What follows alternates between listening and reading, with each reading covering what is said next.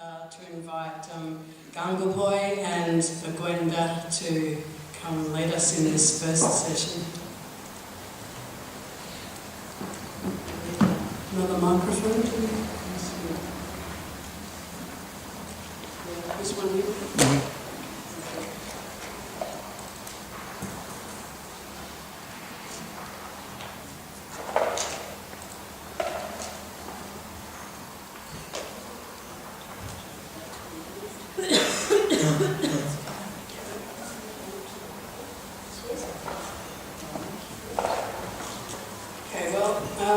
First I'll just briefly introduce Gangapoi. I've only met her today. I'd love to get to know her.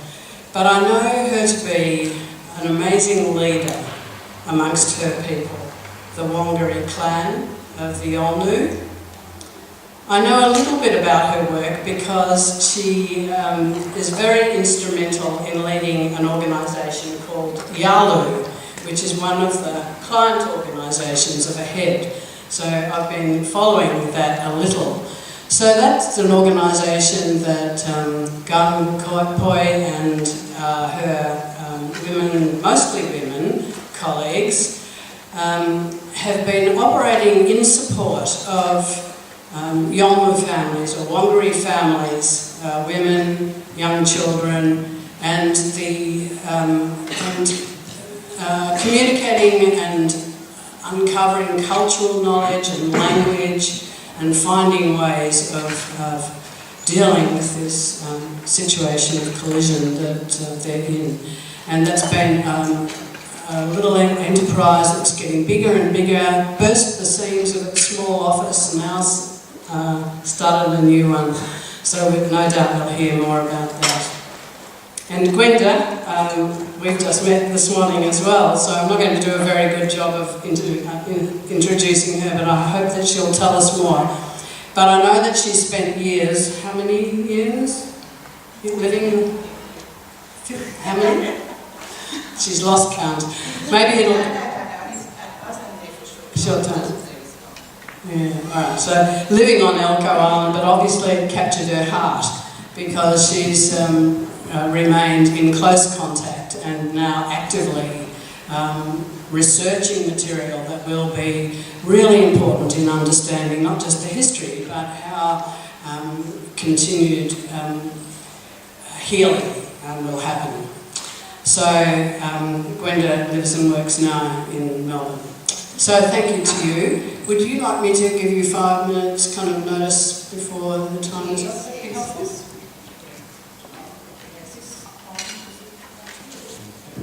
Yes, that'll help. That'll, you don't have to do anything. It'll all happen there.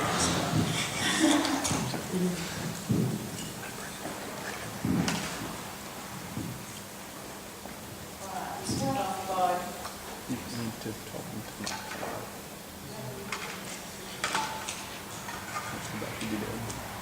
Locating Elcho Island, I'm sure most of you have got an idea, but it is very remote, as you see.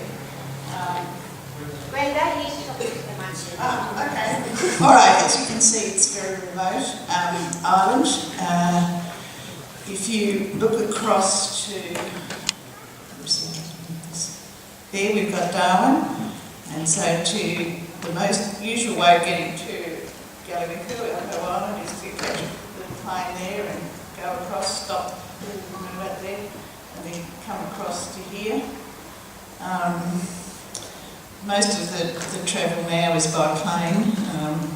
Early days it was by water.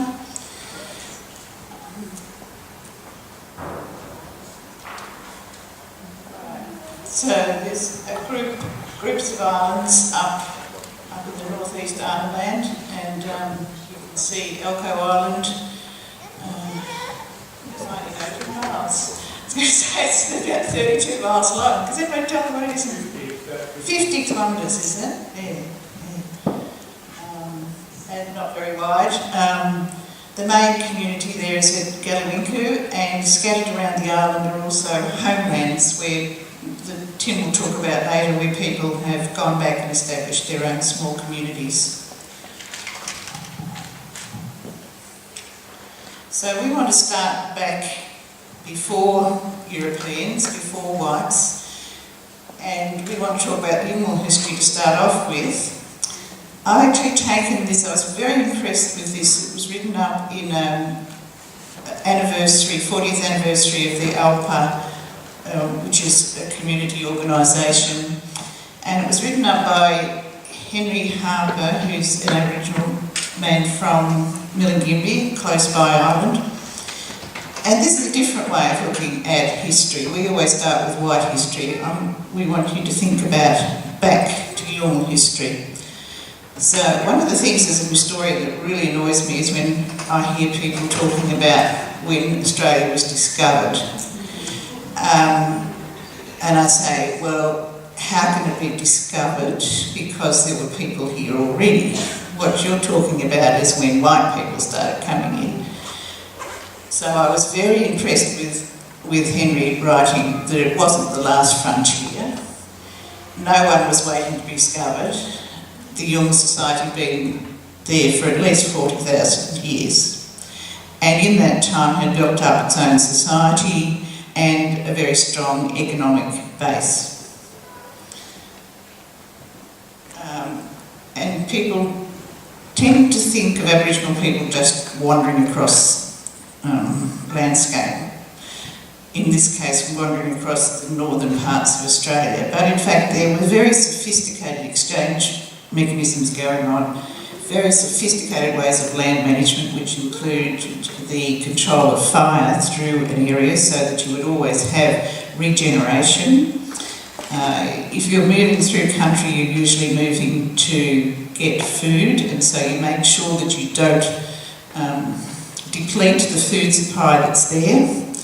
You also move through country to meet other groups for ceremonial and trade purposes. The second thing that was happening in the northern parts of Australia before white people arrived was a very important contact with Indonesia. I've been told I'm not allowed to go backwards and forwards by my peers at Monash University, but I'm going to this time. So we have the contact with the Indonesians, and in most cases people reference the Macassans. Gangapoi tells me that it's not Macassans, it's Maxton. Is that right? That's how you pronounce it, however. All right. So we have this northern coastline of Australia, and there is sea traffic from here right up to Indonesian Island and the place of Macassar. This particular map has it also going right the way up to China. But the really important one that we're talking about, just for simplicity for today's session, is this trade with Macassar, and so it's coming backwards and forwards along that route. And it's important to say that it did go backwards and forwards. So there was movement of Yolngu from northern Australia back up to Macassar, and down again. It went right down into the Gulf area. So it wasn't just along the coastline there, it went right down into the Gulf area. Dimala, who's Gungapoi's father, told me that when the west winds started to blow, they knew the Macassans were coming. So they went according to the trade winds, and the west winds they'd be looking out for the ships to come. They would come and they would stay 3 or 4 months along the coast, and when the winds changed, they would go back again. And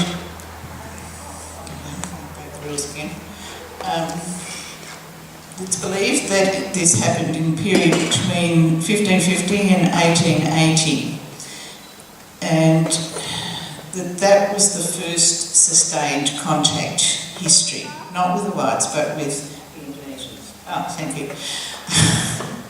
Okay. They have arriving December, northwest monsoons at permanent camps to collect and process treepang. In fact, it was pointed out in this commentary, this history, that treepang was Australia's first economic resource to result in an export boom.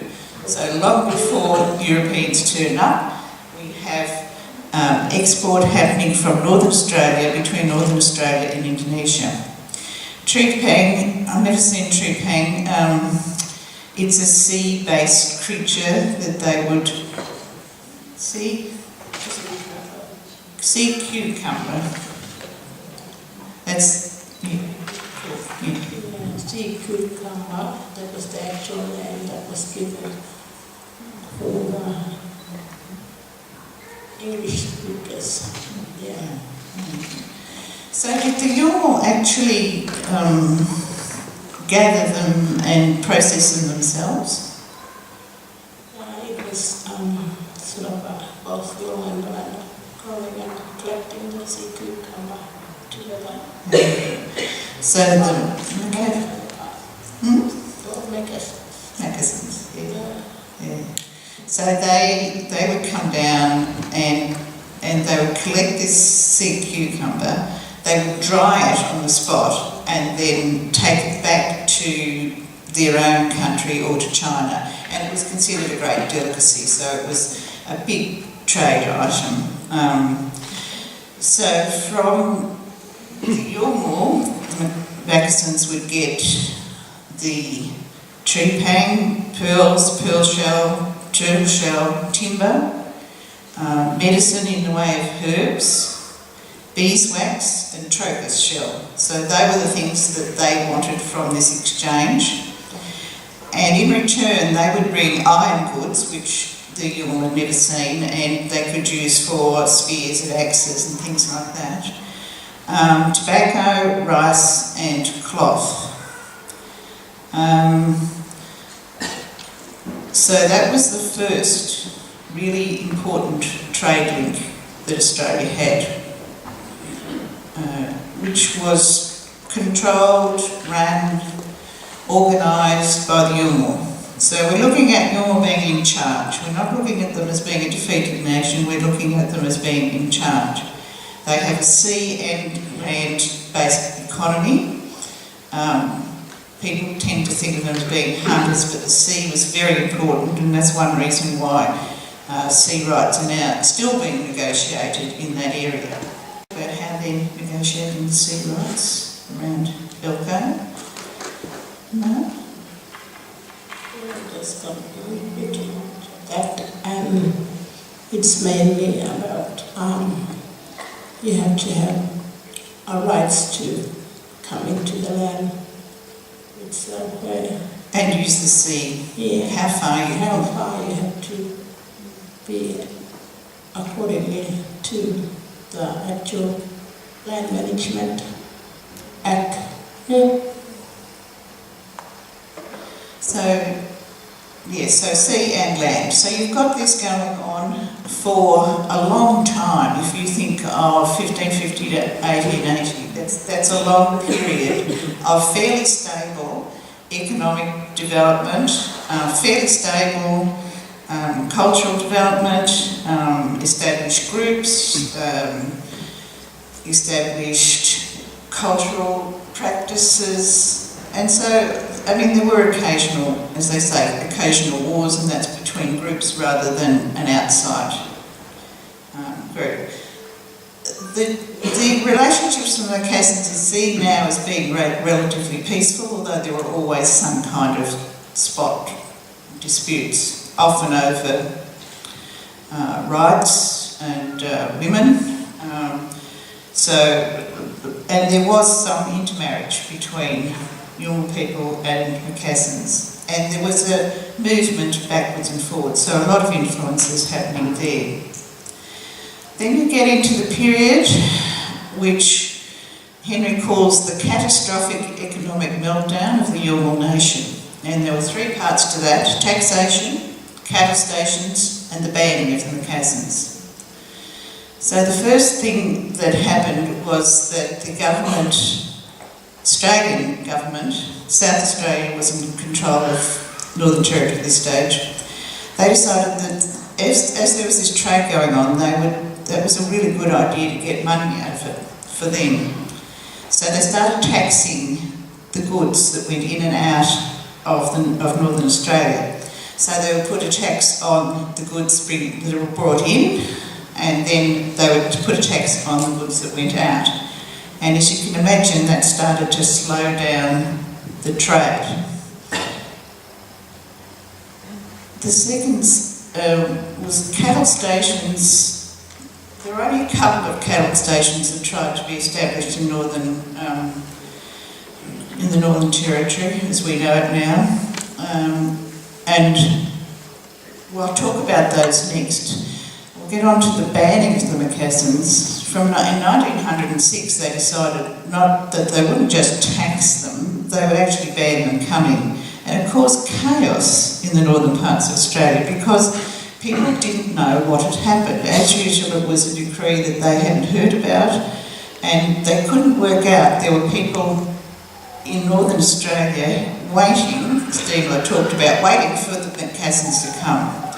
And they just didn't arrive. There were people stranded. There were Macassans stranded here in Australia. There were Yolngu stranded in Indonesia. And that started to really undermine the whole economic status, whole economic situation for the Yolngu. Number 5 that I've got here was, and I've put in Henry's words, the cattle station wars, the wars the Yolngu won. So they're still trying to maintain control over this northern part of Australia. In the cattle station wars, there was Florida Station set up near the present Rumaginning. People took some barbed wire, some Yolngu took some barbed wire that they'd set up fences, and they took some of the wire to make into spears. And that started a retribution by the station owners, which can only be regarded as a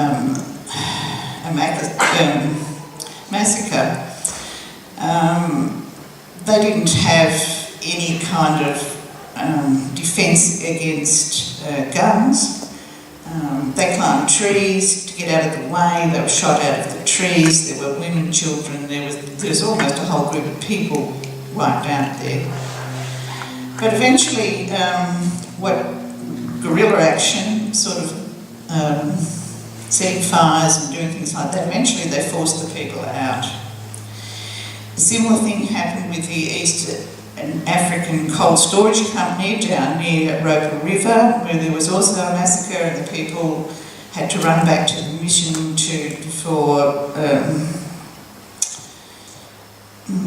had to go back, there wasn't a mission there, had to go back to the river to try and escape these people, but eventually they forced them out. There are economic reasons too, of course, but this is the story as told by the Yolngu, that they were the last battles that they actually fought in, and they did manage to get rid of people.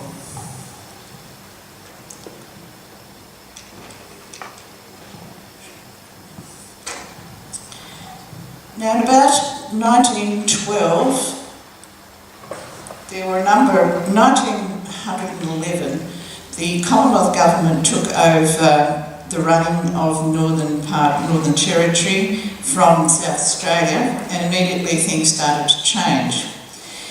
In 1912, there were people who were agitating within the church that something should be done for the Aborigines of the North. They were concerned that these people were relatively untouched. Now, there's various ways you can come about this, but their concern was that what they'd seen happening in southern communities, they didn't want to be reproduced up north. So in southern communities, the whites came in, the Aboriginal people were dispossessed, there was cultural decline, there was social decline. It all turned out to be pretty much a disaster for the Aboriginal people. In the north, they were still relatively untouched. You'd had individual explorers coming in, you'd had people like Fred Gray, who was in the Roper River area, who worked in Treepang, but he was well accepted by the people there, treated them well, and worked there for many years unimpeded. But the church, particularly the church in Melbourne, which I find very interesting, were very worried about providing some kind of outreach, providing, in the old terms, protection. There were interdenominational meetings in Melbourne, and they encouraged the board and the board of the Methodist Missions to take some interest in the area. There was also representatives from the Catholic Church and representatives from the Church of England, the Anglican communities.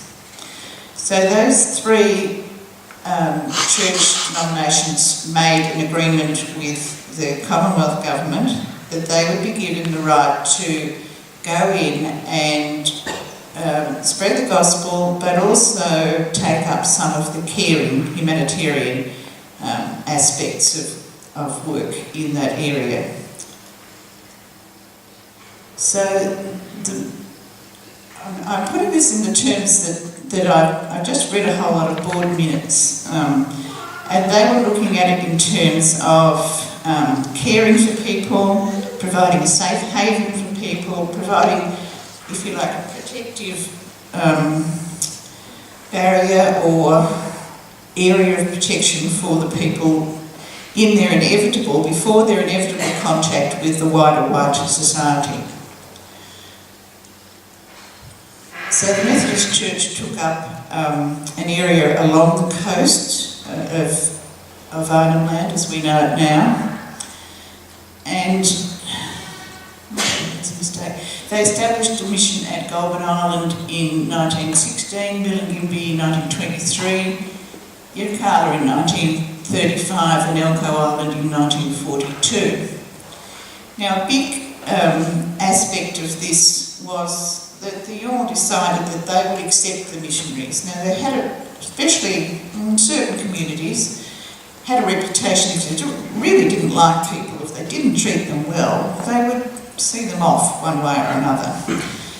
They looked at the missionaries with a different eye. They looked at them as being spiritual people. Now this is something that's really neglected by a lot of academics because they don't want to accept the spiritual side of our history. They don't want to accept church teachings. But the Yolngu were very spiritual people in their own right. They had a very strong connection to the land and the sea and the sky and the things that were very important to them. In fact, if you talk to Yolngu Christians today, they will say that God has always been with them, that they always had God with them. The missionaries came along and taught them how to connect with the Christian stories and the gospel. So Dimla's brother, Dunmore, said to me, God has always been, that their connection with God and the spiritual world predated the missionaries. Alright? So that God is in the land, extremely important because the land's where the law comes from. Would you like to talk about the law and wrong? No? Okay. Alright, so the law or wrong comes from the land. So God was in the land, He was in the sky, He was in the clouds, He was in the wind. He was everywhere with them. But and they knew that there was somebody, there was some other spiritual being for them to connect with. It was only when the missionaries came that they made that connection. And for the Yolngu Christians, they make that connection very, very strongly.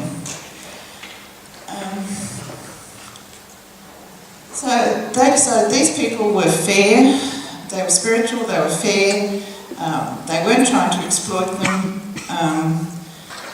They could be really good allies because they too, the Yolngu people, knew that the whites were coming en masse or at some stage. So they decided to make this alliance with the missionaries. And on Elcho Island, they set about building these towns, building a town, building an important facility for them to learn about a different way of life.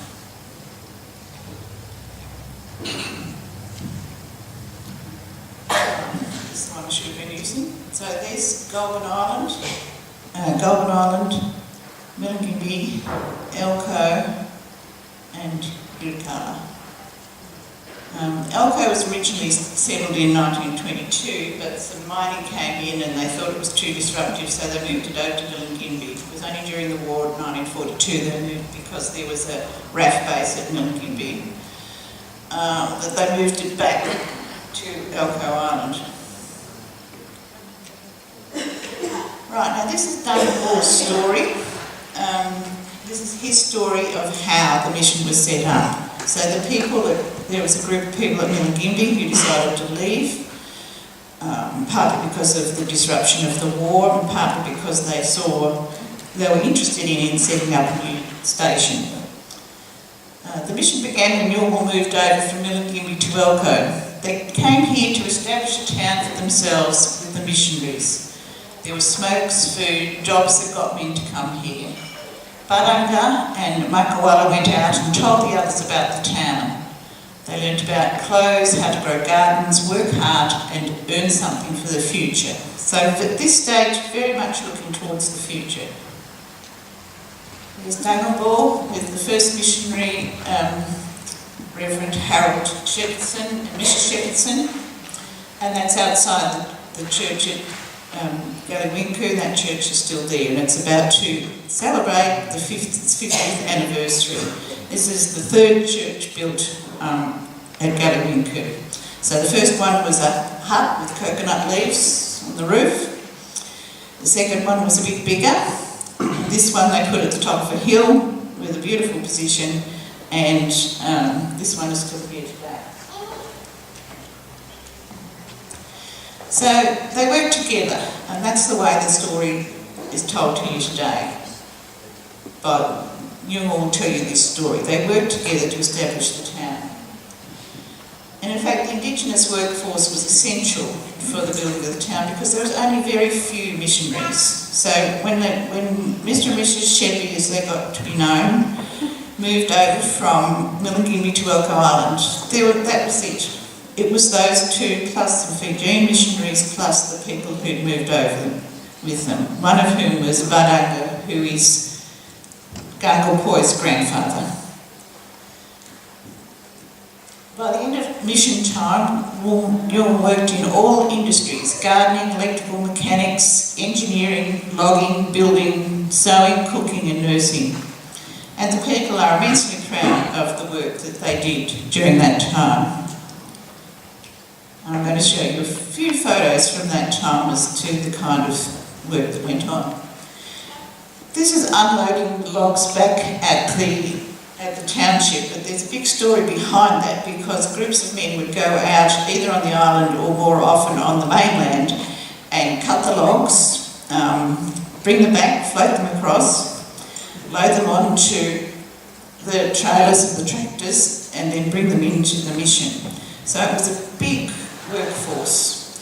Gangalpoi and I did a series of interviews with people called Remembering Mission Time, and Jindaloo told a wonderful story about how he was in charge of a group of men going out to do the logging, and what he liked was that they would get instructions, they would discuss with the missionary, most often Sheppy, what it was that he wanted, what kind of logs he wanted, where they would go, and then they'd go out as a group, perhaps 7 or 8 of them, and they'd work at their own pace, and then they'd bring the logs back. And the thing that Jindaloo liked, and he lived through 2 different kinds of working situations, was that Sheppy had trusted him and the men just to go out on their own and do the work. So they weren't nobody looking over their shoulder. They had control of that work situation. This is the sawmill at Elcho Island in 1954. Sawmill was really important in the whole mission story because they got their timber to build all the houses, not only at Elcho Island, but they were so successful that they provided the timber right across army land for other missions, and even some sent to Darwin. And mostly they were milling cypress pine because that was the one thing that was resistant to termite attack, white ants. They're huge, the white ants up there, and they just eat through everything. So you couldn't make a building out of anything else. The cypress pine was the locally available timber, and it was resistant to the white ants. So here we have a group of Aboriginal carpenters, Yolngu carpenters. This fellow on the left here, Gumbakur, he became so proficient at his work that he led his own group. He could plan and did plan and build houses on his own.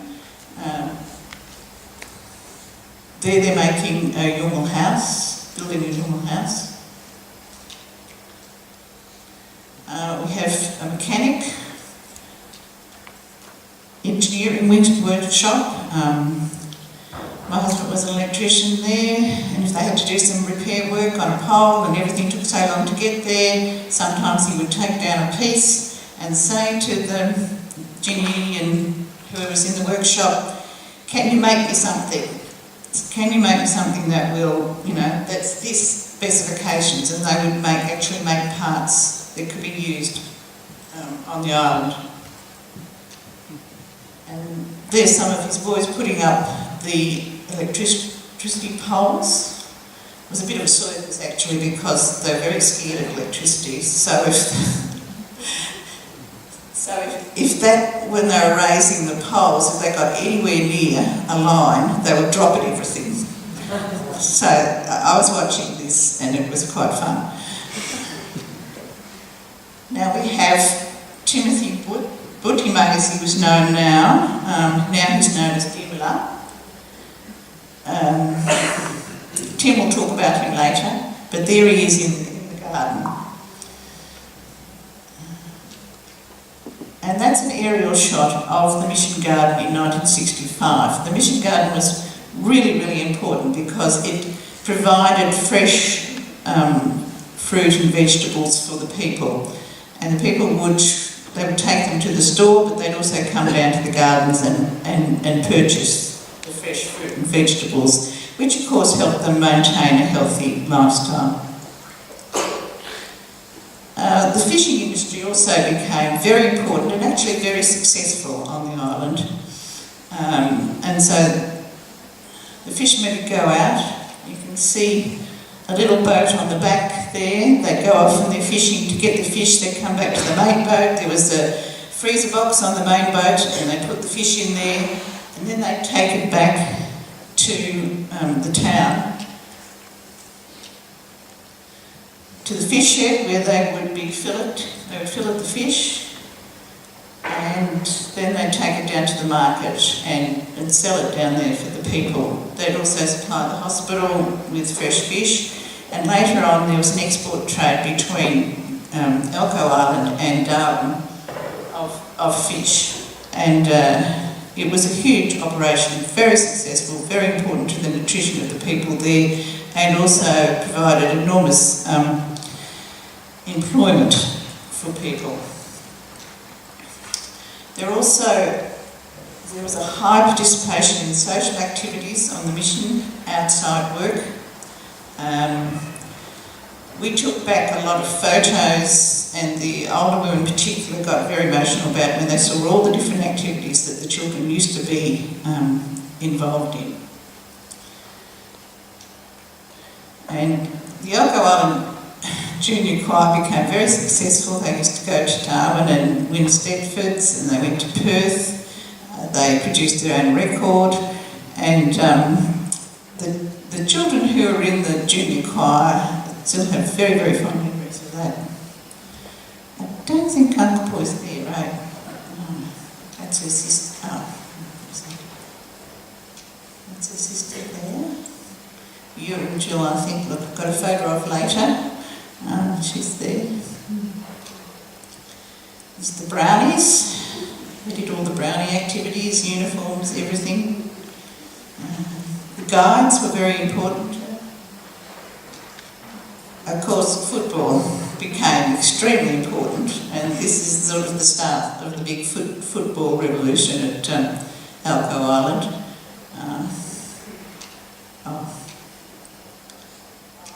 That's Jow Jow. That's for Tim, is it? No, Jow Jow. White missionary Neil Hall, who spent many, many years, kept on going back. Yeah, so the football ground's still in the same place, and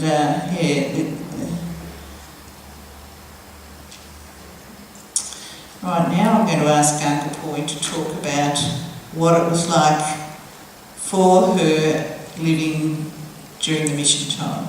Okay.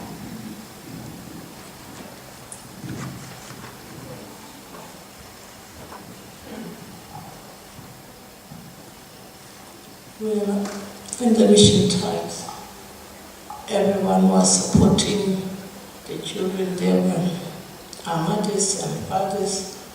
They sent their children to school.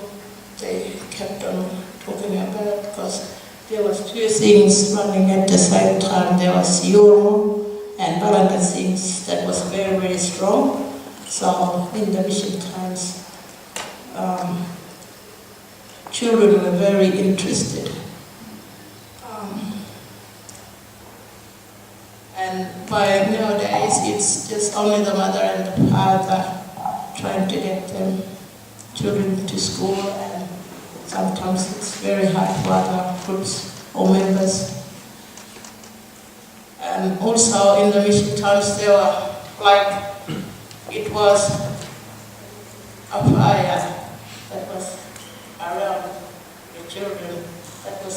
the children, and we feel warm, and so like they were hugging us,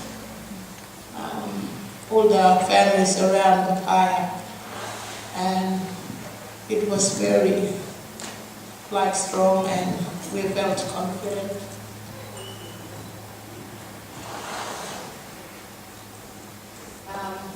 And we were around the fire feeling good and talking about history, and our history was there, and everything was there. It was so fresh. Today the fire is going out, and we're feeling cold and isolated. Some children are feeling that they have no one to look after. And like today, we're really leading ourselves into self-esteem. And it's very hard for young people to stand there. But if we have to have the group together, it will make them feel good and right. As a Yolo, I know that things don't work how others think. And because we've got our own ideas, we've got our own way to go about things, we need to talk as a friend from another part of the world to go and be there. When I was growing up in the Yolo room, I was feeling strong, and I had this strong belief and values. And there was encouragement and support from my own people.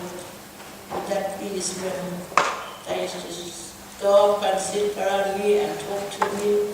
This is the way to go about things. I was loved by them all. I had a lot of discipline from my own intrepid family, like my father, who was Putiman, and there was another one, George, a lot of them. This made me go to school every day, and I had to learn Western knowledge. I was motivated because it was new to me. And today I'm standing here like, where will my people go from here? That's what I mean. Thank you.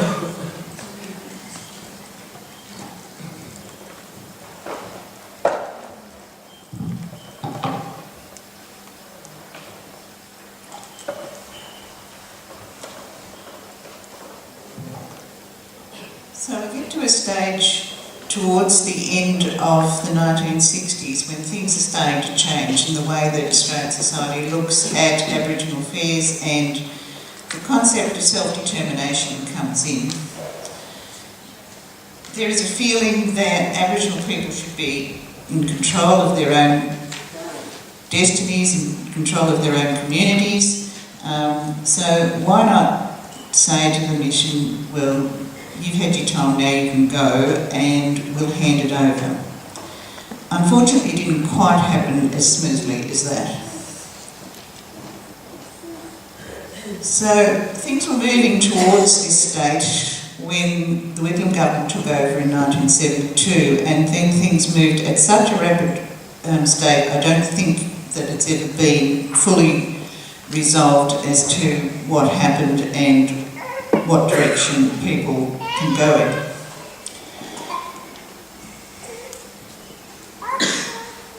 Part of the process of the changeover was that the government came in and made assessments about the industries that were going on in the communities. And this is the communities right across the top end of Australia, not just at Galawinku. So there was a lot of concern about things like wages,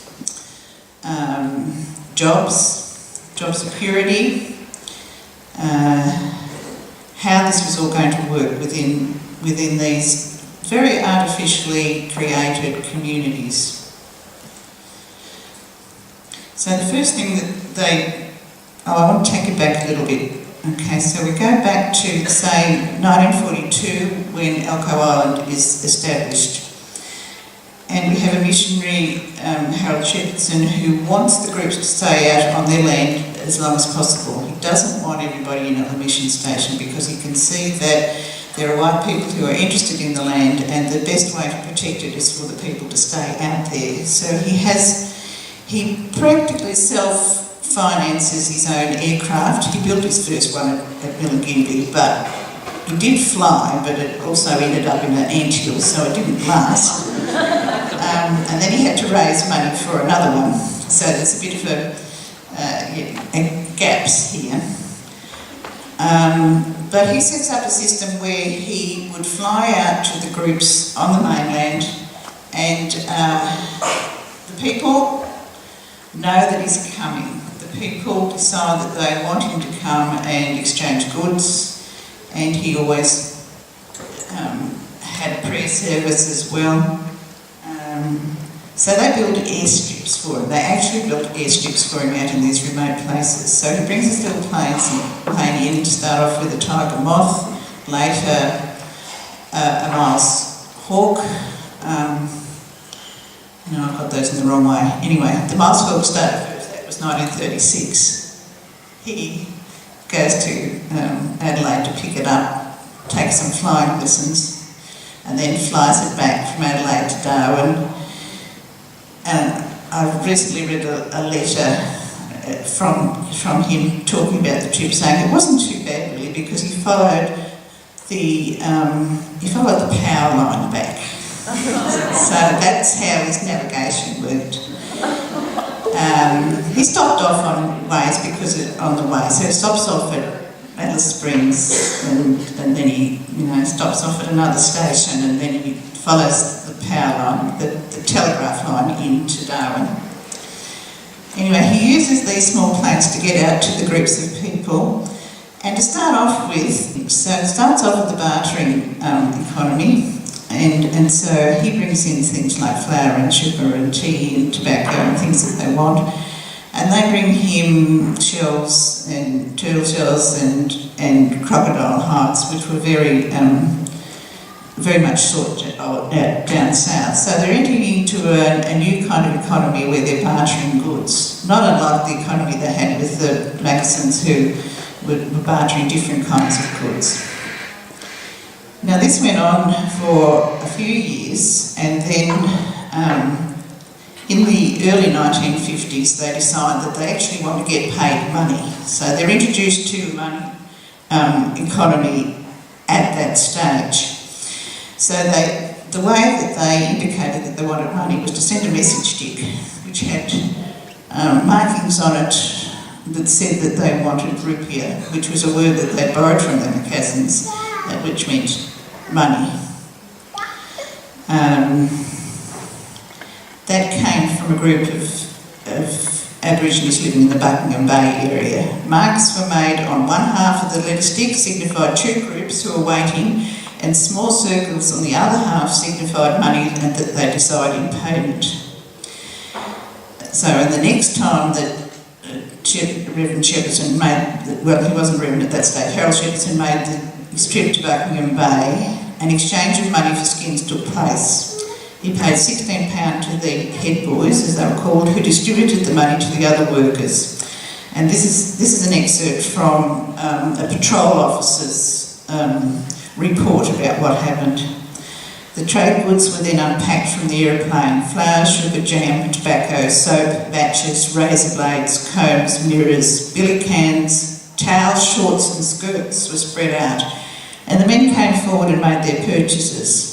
Following the men came their wives, who also shirked in the returns. Okay, so they're gradually moving into a moneyed economy. The mission doesn't have much money. This is one of the reasons why they really couldn't afford to pay for things. But in the 50s, we've got some more political things that happen. You've got Paul Hasluck becoming Minister for Territories with Aboriginal Affairs as his responsibility. And at the first Native Welfare Conference in 1951, he promoted a greater priority for government funding for Aborigines. And from 1952, the new welfare branch reorganised mission funding with a new emphasis on the Aborigine as an individual and increased demands for welfare and training. So as a result of that, the church required more money to try and see if they could meet those conditions. So you've got the 1950s just starting a moneyed economy. On the missions, wages were starting to be paid in cash and in kind. So the in kind would be some kind of food ration, plus housing was increasingly provided. You've only got a 10-year period then between 1965, when they're starting to deal with cash all the time, till 1975, when the government decides they need full wages and they can control their own economy, their own governance to a degree. So it's a very short time period where a hunter-gatherer, semi-nomadic groups of people are expected to understand what a moneyed economy is, how to manage it for themselves individually and as families, and then how to run a whole town with all the problems of governance and relationships with outside white authorities. A huge, huge task for them, a task that in the end was too much.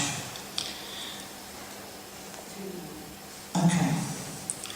So one of the things that the government did, I'm going backwards now, is that they decided they would assess which industries were viable or not. Now we've got this economic rationalist idea of viable industries. What makes a viable industry? Now they're trying to think of things to ways of employing people. And they're talking about, well, maybe they can work for the dole and, just short-term projects. Back then there was full employment but on low wages. People had a feeling of control of their work. They knew they weren't getting paid very much. By 1969 they were on what was called training allowances, so that increased a bit, their income a bit. But the next big jump became just too big a jump. They decided that some industries weren't viable. Now, I would dispute this, but one of the industries they decided wasn't viable was the fishing industry. Now, The way that you decide something is viable, what is it viable? Is it an economic thing? Is it a social thing? How do you decide what works and what doesn't? The administrator of the welfare corporation in Darwin said that there were just government people coming out, popping up all over the place and just making decisions about things that they knew nothing about. So they didn't talk to the people on the ground. The mission and the government, the local government or the territory government were telling them, or the welfare societies were telling them, that this wasn't going to work, that there would be a huge reduction in the amount of jobs available and in meaningful employment. So meaningful employment became one of these words that they used. They didn't like the jobs that they were doing on the missions, but they were meaningful employment. So you look at something like the fishing industry, which was supplying them with fresh fish. It was an industry that was really very well suited to Yulm because they were a sea-based community as much as a land-based community. They knew all about the fish, where to go, what to catch, how much to catch. They knew so much, and this was a really important industry to them. I haven't yet worked out what happened with the fishing boats. I have heard that they were burnt, that they were sold, that the big boat went back to Darwin, and so that was the boat that had the freezer, so you couldn't operate if you didn't have a boat with a freezer. I interviewed several people who were working in the fishing industry at the time. They said they couldn't get licences, that they took the boat back. One way or another, the whole fishing industry just collapsed. Tim's going to talk about the collapse of the housing industry, which similar types of things, different examples. So what happened at the end of the mission era, that there was a 2/3 reduction in the Yulm workforce. With the fewer jobs available, the Yulm workforce declined and the number of white workers increased. Nearly 40 years later, the Yulm stories of the handover of the missions to Yulm Control say that what happened was a takeover, not a handover. Right, so let's get on to some good stories. Okay, this is the start of a good story, the Yalu Resource Centre. This is when it first began, and Gangapur looked at that photo, which is a very old photo, and said, the trees have grown now. So this is how they began. It disused a condemned school portable, transported to another place, but with some very enthusiastic workers. We've got Gangapur on the left and Larapa here. These people were all teachers. Gangapur and Larapa were fully employed. Gangapur had a senior position within the school, and yet they were not satisfied as how the Yulm children were being taught within a Western system. So they took a very brave step and decided that they would set up the Yalu Centre, which would help address these problems. And I'll ask Joanne to talk about that. Okay. So we had to try our best to set up our Yellow Research Centre, where we had mostly connected with our Menzies School of Health Research, and they were mainly looking at how health system would be put in the Yulm's community, and there was about 3-4 of us actually arguing, because mainly they had problems with the actual research language towards people and the language itself. So they had to work with Margitinia Center, Yellow Margitinia Village. And that's the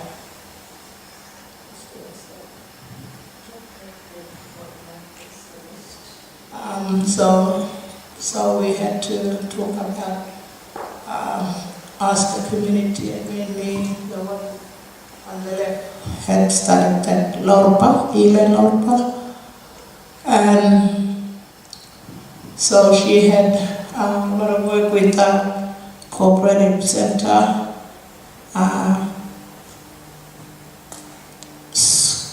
I've got now, she's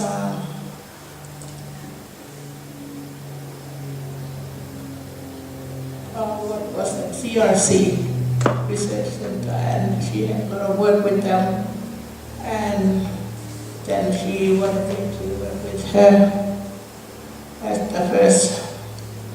first, and then we had to struggle hard to get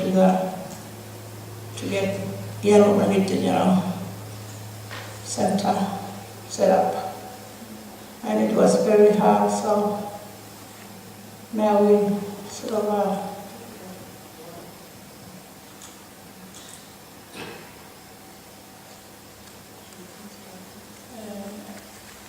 and so we had now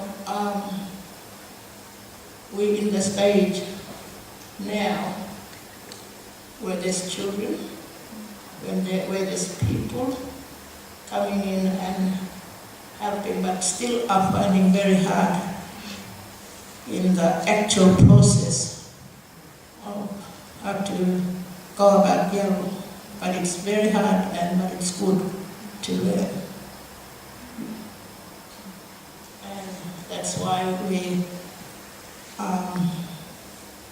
has invited Tim and Karma to work with us to actually work in the actual self-management will lead us as navigating person from you. Thank you.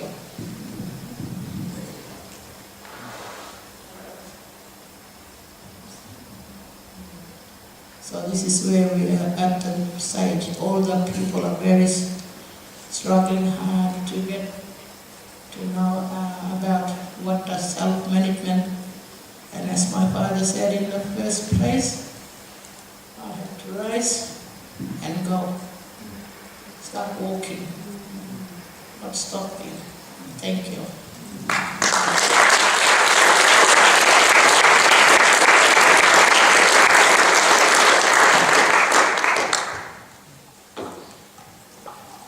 Some of the women I've met along the way, and I'd just like to briefly go through this just to show you some of the things that they are doing. Yutont works with Yalu. Can you talk about what Yutont does? Yutont she's the Indigenous Program Coordinator, Parenting Program Coordinator, and she's looking after the workers and the children. Kodachi? Well, she is also a children worker, mainly in violence and community violence, and she's looking after the community, not mainly the children, not to get involved in domestic violence. And also she's a vice chairperson. Maybe Stamanwar is Shire worker, but she's the deputy president of East Arnhem Shire Council. So that's the council. Well, it may be changing, but that's in that area, whole area, big area. Yeah. Mary Nadama is a linguist now. She looks after a lot of translating, interpreting, and especially workers like Centrally, they have difficulties with language translation. And so she helps Nadama. Yes, she's also done a lot of translation of Bible translation and translation in the Wangari language, which is a particularly difficult one, which is, yeah. Oh, that's Urunjul, sorry, that's Urunjul. No, it's not Wangari, yeah. But Nandama is a long-term linguist.